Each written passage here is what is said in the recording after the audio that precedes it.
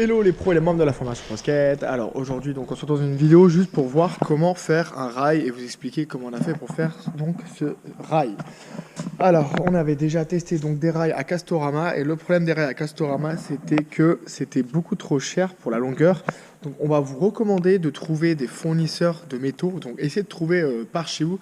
On a toujours un petit fournisseur spécialisé en métaux. Donc c'est ce que je vais recommander déjà. Trouvez dans votre ville ou par où vous habitez un fournisseur de métaux qui ne s'occupe que du métaux. Comme ça, là, vous aurez des prix largement plus rentables niveau économie et surtout, vous aurez donc du métal sur mesure. Et c'est ça ce qui fait la différence parce que nous, on a dû donc acheter chez Castorama. Ce premier rail était fait chez Castorama. Et le problème, c'est qu'on a dû faire appel après à un soudeur et quelqu'un aussi pour couper le métal pour essayer de le faire sur mesure. Alors que si on travaille chez quelqu'un qui travaille le métal directement, un spécialiste, il peut tout te faire sur place et c'est ce qui fait la différence. Donc ce rail, on l'a eu pour une valeur de un peu moins de 100 €. Alors on a eu donc la longueur du rail, on a choisi 6 mètres, donc on a plusieurs tubes chez les spécialistes. Alors ce que je peux vous partager dans cette vidéo, ce que je préfère, c'est qu'on a pris vraiment un rail assez fin et le tube, il est beaucoup trop fin. Donc on préfère le diamètre de plus gros millimètres. Donc essayez de voir directement, on est sur du 8 mm de diamètre sur le plus gros rail. Et c'est ce qui va être mieux. Pourquoi? Parce que le fait que il faudrait, et bien évidemment, que le skate donc, ne bloque pas à ce niveau-là, contrairement à ce rail-là, où le diamètre est beaucoup plus fin. Et donc le skate, si on loupe un backside fibble et un Smith ou autre, et bah, si le rail passe là, bah, ça peut faire directement des stop eject et c'est beaucoup plus dangereux. Donc c'est pour ça, optez quand même sur un rail rond ou carré, bien évidemment, les ronds glissent plus, mais si vous prenez un rail rond, un plus gros diamètre, pour tout simplement que ça n'arrive pas. Donc, plus le rail va être fin, et bah plus vous aurez la probabilité déjà qu'il glisse plus, et pour le coup que si vous replaquez mal, donc ça risque de gêner un petit peu.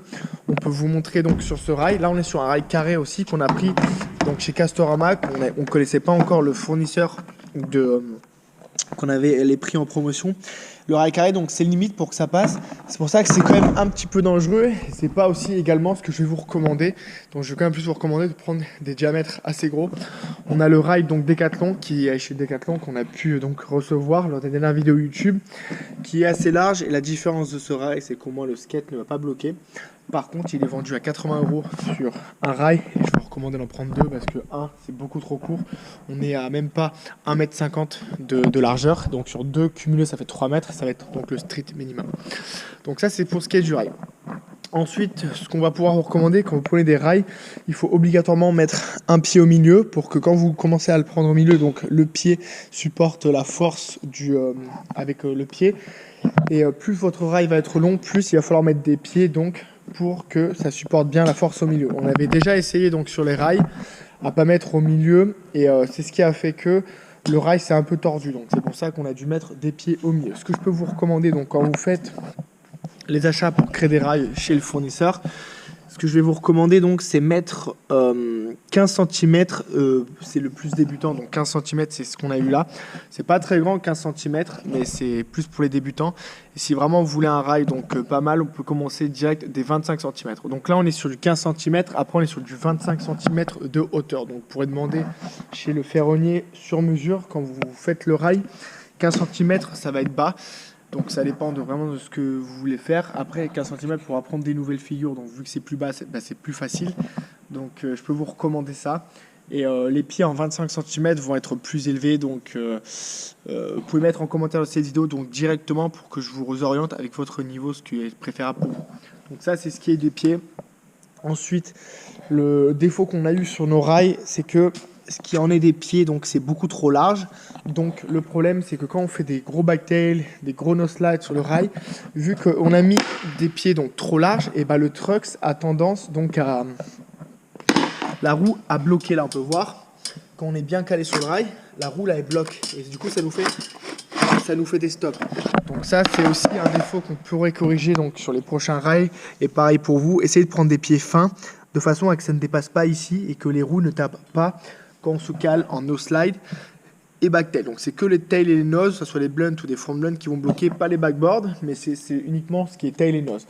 Donc pieds plus fins, surtout pieds plus fins, tube plus gros, et aussi quand vous faites votre rail, donc vous pouvez acheter de la mousse, donc de la mousse antidérapante, pour que de façon que quand vous calez le rail, et bah tout simplement ça ne va pas glisser. Donc ça c'est vraiment super important de mettre de la mousse antidérapant sous le rail pour de façon à que tout simplement et bah ça ne glisse pas. Parce qu'un rail qui n'est pas fixé sur du métal, donc il va forcément glisser si vous le prenez de côté. Si vous faites un backboard trop sur le côté ou votre poids n'est pas bien au-dessus du rail, et bah tout simplement ça va passer sur le côté et ça va pas bien marcher. Donc c'est pour cela qu'on va recommander de mettre de la mousse. Est-ce qu'il y en a des pieds? Vous pouvez mettre donc des pieds. On est sur du 5 mm donc d'épaisseur, ça suffit largement. Vous prenez des palettes que vous demandez à couper sur mesure, donc 5 cm. Alors après la différence c'est que sur les extrémités, on va vous recommander de mettre donc des longs pieds pour que la stabilité soit meilleure tout simplement. Et par contre au milieu, vu que ça gêne un petit peu quand on veut prendre le rail par exemple au milieu de rail, et bah on les a pas mis donc jusqu'au niveau longueur. Donc c'est pas important, les pieds du milieu sont juste faits pour tout simplement la hauteur, pour pas qu'on abîme le rail quand on arrive en plein milieu. Mais ce qui est stabilité, ça va être donc les pieds extérieurs qui font que ça va bien tenir. Donc ça c'est super important. Au milieu de plus quand on veut partir sur le rail du milieu, donc les pieds là ne vont pas nous gêner. Contrairement que si on aurait eu des pieds larges, donc des pieds larges à ce niveau-là, bah tout simplement ça nous aurait gêné. Donc c'est pour ça que ce qui est le plus important. Donc ça c'est top, ce qui en est des pieds. Donc à niveau des pieds, c'est super important surtout d'avoir du 5 mm minimum pour ne pas qu'ils se tordent, parce que si c'est de la mauvaise qualité et ils se tordent, ils vont donc remonter vers l'extérieur et du coup le rail va tanguer et il ne va pas être super stable. Donc là on peut voir que le rail il est super stable car on a des bons pieds larges, 5 mm bien larges avec la bonne antidérapant pour que ce soit tout simplement super stable. Donc ça c'est le plus important, ce qui est du rail. Et de plus, vous pouvez faire appel soit à un soudeur ou donc voir directement avec le ferronnier sur place pour qu'il vous colle les parties. Et le plus important, ça va être donc que là, la soude soit bien nickel avec un pied fin pour ne pas que ça tape en no slide et en backtail. Donc ça, c'est ce qui est le plus important sur le rail. Donc on récapitule. Ce qu'il faut, c'est un gros tube. Donc un gros tube, ça soit... Je recommande quand même des rails ronds parce que les rails ronds glissent plus que les carrés et tout ce qui pourra prendre backside Feeble et Smith, ça glisse beaucoup mieux sur un rail rond. Donc je vais recommander un rail rond. Après, c'est plus compliqué. Donc si vous avez peur d'un rail, vous pouvez commencer sur un curve, donc, tout simplement. Donc un gros tube, les pieds larges, 5 mm pardon, sur les pieds larges, au milieu plus court pour juste tenir le poids pour ne pas que les pieds vous gênent quand vous arrivez pour faire le slide le plus long. 6 mètres donc c'est top, à partir donc 3 mètres minimum votre rail va commencer à être super, donc vous pouvez pas plus que 3 mètres, 3 mètres c'est bien, vous mettre 3 mètres, donc 3 mètres est égal à 3 pieds, pas obligé d'en mettre 4, donc c'est juste pour tenir le poids. Coussin antidérapant sous les pieds, au milieu les tiges plus fines. Et voilà, et là vous aurez donc un superbe rail. Donc n'hésitez pas, si vous avez besoin d'aide supplémentaire, compte Instagram Formation Pro Skate, ça soit même dans les commentaires de cette vidéo ou par mail, je serais ravi de pouvoir vous aider donc pour la suite. Et comme ça, bah, tout simplement, on se retrouve dans les prochaines vidéos. Et voilà, n'hésitez pas, je suis là pour vous aider pour construire votre rail de chez vous. Et on se retrouve dans les prochaines vidéos. Merci à vous.